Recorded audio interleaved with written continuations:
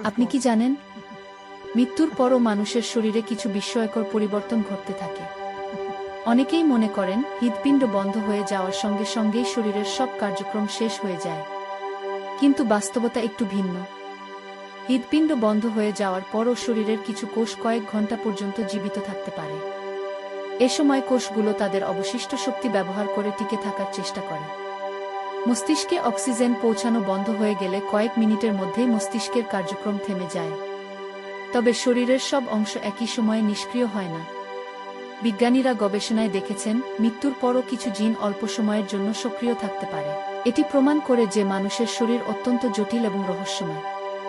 মৃত্যুর পর শরীরে বিভিন্ন রাসায়নিক ও জৈবিক পরিবর্তন ধীরে ধীরে শুরু হয়। এই পরিবর্তনগুলো নিয়ে আজও বিজ্ঞানীরা গবেষণা করছেন। মানবদেহ সম্পর্কে আমরা যত জানি তার চেয়েও অনেক কিছু এখনও অজানা রয়ে গেছে। তাই মানবদেহকে পৃথিবীর সবচেয়ে বিস্ময়কর সৃষ্টিগুলোর একটি বলা হয়। এই তথ্যটি কি আগে জানতেন? কমেন্টে আপনার মতামত জানান।